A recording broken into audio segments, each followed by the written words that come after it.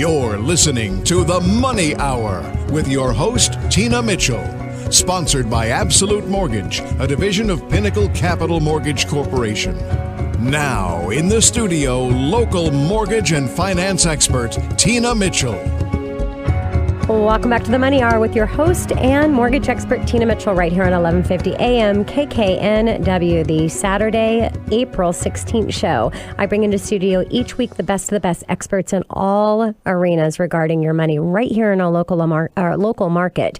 If you're hearing my show at a different time or day, you are listening to a rebroadcast. To talk with the guests that I have in studio or to have a little chat with me, you can give the show a call at 1-855-400-1150. Again, that's 1-855-400-1150 or online at themoneyhour.com. And right now I'm going to have a conversation with Laurie Way with Coldwell Banker Bain, and we're talking about real estate contingencies. Laurie, thank you so much for coming back into studio and joining me. Thanks for having me, Tina. I really appreciate it. I think this is going to be a good subject for everybody. It's a little crazy out there right now. It is definitely going to be a great subject for any buyers out there and for sellers as well to understand kind of the strategies going on.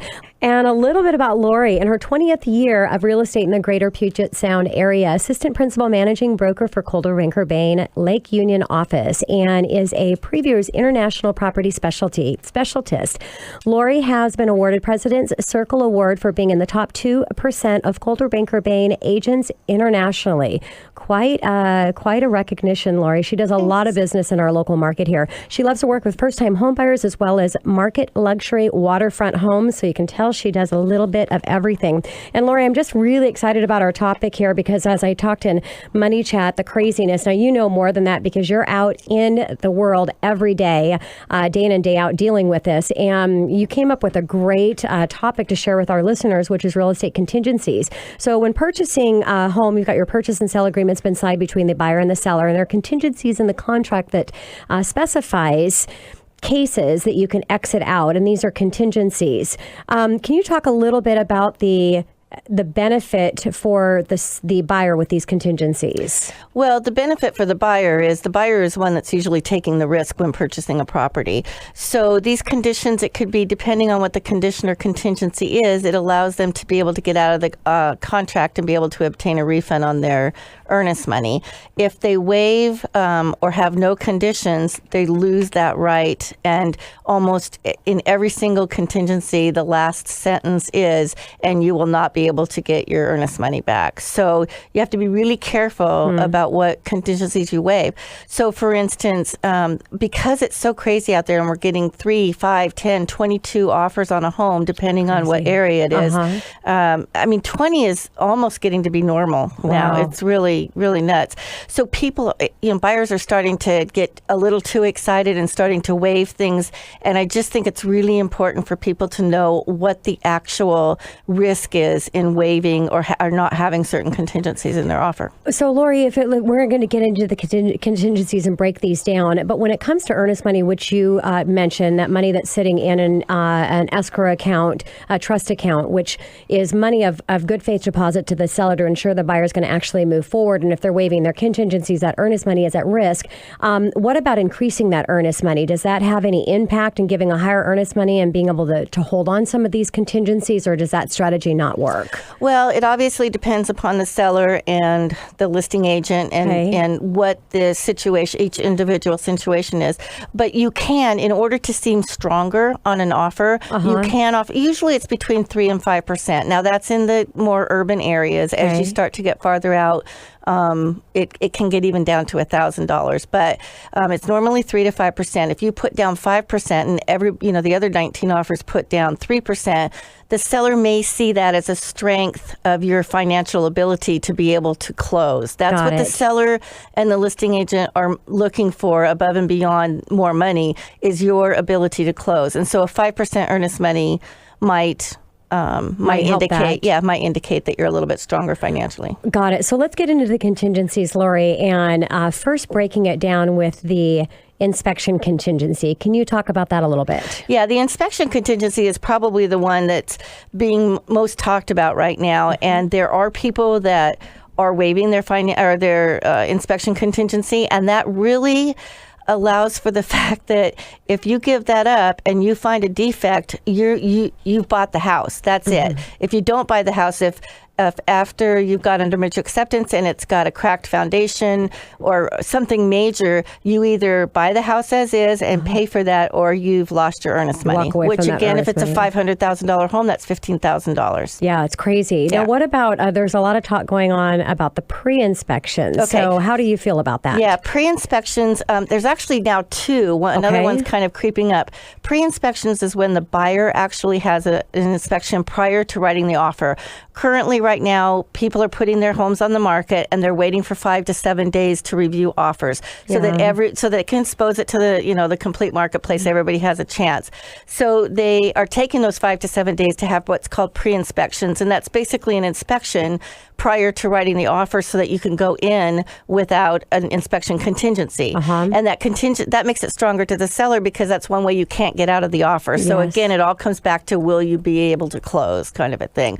The other one that's kind of sneaking in right now is the sellers are actually having an inspection. This is big on Bainbridge Island. It has been for years, but it's starting to come over into our area, where the sellers have an inspection and make that available to all buyers. Also, same with the sewer scope, where they're having a sewer scope and then sharing that with all the buyers, so that the buyers can make up their mind whether they want to move forward without having to pay themselves for an inspection. Inspections are about $500. So if somebody's written 3 or 4 offers and had pre-inspections and the buyers paid $500 a piece, that's a couple $1,000. Exactly. And you don't even know if you're going to get the house. From a seller's perspective, the idea of not having all those inspectors in the home could be appealing for them as well.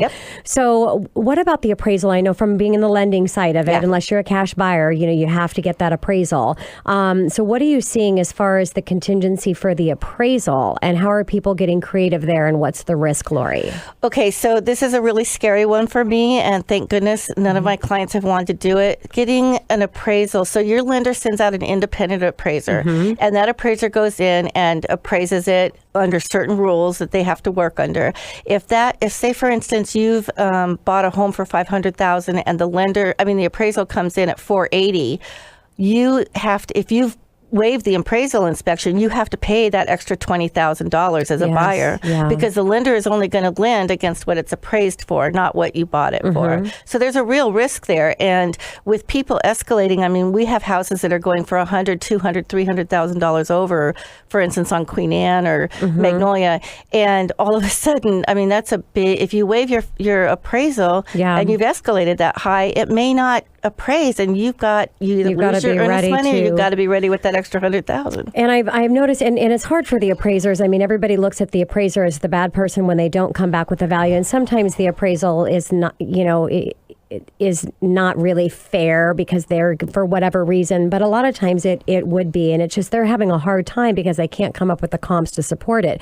So now I've seen a lot of buyers also kind of go in the middle of not completely waiving, and again, like you said, it depends on the market. If you've got a home with 20 offers, you got to waive everything. But what about that right in the middle? Something that some people are doing is they're saying they're not waiving the appraisal, but they are saying we will pay the difference up to $50,000. Okay. And so then if it comes in at $450,000, they'll pay the $50,000 to get it up to $500,000. But if it comes in at $430,000, then hopefully the seller will negotiate with them. They'll come down the $20,000, and these guys will come up with the $50,000, and then it ends up at the right place. Got it.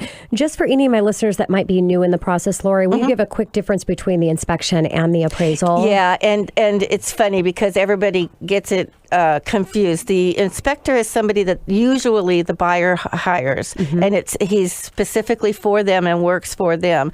And he finds the structural problems with the house. And then the appraiser is somebody that's sent out by the lender and is completely independent and works on the value of the home versus the defects of the home. Yep, makes sense. So the inspector is the detailed person of the condition of where it's at and where it's going, and the appraiser is about right now what's that home worth. Exactly. So Laurie, let's get into something even a little scarier. If you're getting a mortgage, which is the finance contingency. Yeah. Again, it's really a scary one. So some people, and I compete probably a couple times a week in offers that are multiple offers, and will actually waive the financing contingency, even though they need those funds in order to close. And so what's happening is if you waive that, you have to first decide whether or not you're going to leave the appraisal less than sales price clause in there, because that you can actually separate out from the financing contingency. But the financing contingency, if for some reason something happens, if you lose a job, if somebody gets sick, if your company goes out of business, if the stock market crashes, whatever it happens to be, through no fault of your own, you've lost your earnest money. Yeah. So if you're listening, waiving your finance contingency, any of these things that we're talking about, the worst case scenario is you're out that earnest money. That's what you have to be prepared for. Now, here I'm going to spin in because I do mortgages. That's what I do for my full-time time when I'm not here on Saturday talking with you guys. The financing, you're not at risk as long as you follow the 5 critical pieces, and that's employment, income, assets, liability, and credit. No changes. Make sure you're confident there's going to be no changes here. But here's the little twist you got to put in there. You have to be working with an experienced mortgage professional that has actually done the due diligence for a complete pre-approval, because statistically shows through 30% of financing falls apart, and you've got a pre-approval letter. It's not anything for you. It's just how that was reviewed incorrectly up front. Now, also on the finance contingency, just a tip here that a lot of times people don't know. Finance contingency, when you waive that also means anything that happens within the contract. So here's my caution here is on the closing date. You've got to make sure that you're working with a great team, your realtor and your mortgage professional, that if you're going in with a quick closing, if that does not close within that contract date and you have waived your finance contingency, you've got $15,000 earnest money on the table. The seller can make a choice if they want to extend that closing, or if they want to take your $15,000 and go take out that backup offer. So isn't that correct, Laurie, that is correct. Piece of that finance contingency? That is correct. There's a lot of lenders out there that will promise the world and not close on time. And that's the whole thing. You got to close on time. One thing I want to say is usually it is the worst case scenario of losing your earnest money. But on the first page of the purchase and sale agreement, there's actually a place there called statutory safe harbor. And so if you don't check the right check button on that, then you can you can either lose your earnest money, and that's it, if you check one button. If you check the other box, they can either sue you for damages, which damages in this kind of market could be quite high, or they can legally force you to buy the home anyway. Oh my gosh. So you want to make sure. You have to understand the contract. You have to make sure, statutory safe harbor. Okay. Yeah.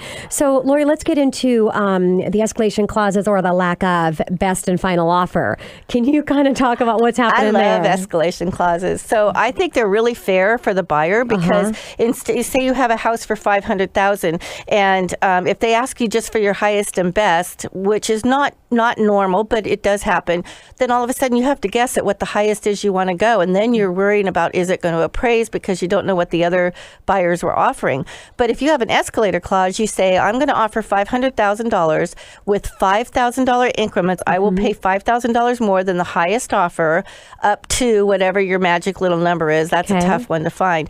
So then you're only $5,000 from the next highest offer, and therefore that's what market value is what people will pay for a particular home. So it's much more fair to be able to do it that way, to do the escalator and make clause. sure you understand your numbers. $5,000, you might be looking at $25 a month in the payment. So understand what those numbers are going to be. Laurie, I'm going to run out of time here with you, but I want to really quickly talk about the lease back to seller. Is that, what do you think there? Well, so what's happening now is sellers, the market's really low in inventory, because sellers are actually scared to sell because they don't have anything to buy. And so what's happening is people are starting to offer up to 60 days, either free or with some kind of a rent back, so that they can close, they can take their money and go wherever they're going to go to buy. They've got 60 days to do that. 60 days is because of the lender requirement. Side. And that's kind of a way to not pay extra for the house, but to make it easier for the seller to say yes to you because you're allowing him to go purchase somewhere else. And I love that. It's all, she said it right there, is Laurie's, it's the ease for the seller. So you may think small things don't make a difference, but you add up all those small things when the seller is looking at multiple offers, and they can make all the difference in the world. Let them know they can leave all their junk in the house. You'll clean it up. I mean, just go down the list and give them what they want to get into this opportunity. Laurie, thank you so much for coming in and sharing the wealth of information that you have on everything real estate. Thank you so much, Appreciate it Tina. so much. Appreciate it. Coming up next on the Money Hour, would you like to have access to a rental pool for renting, inventory, generating additional revenue? Learn about a company that offers wholesale and trade buying center and resale gallery to purchase or sell fine quality home furnishings. And any realtors out there that do staging, you got to stay tuned and listen to this. Dave Wilson with Staging and Designing Network right here on 1150 AM KKNW after this short break.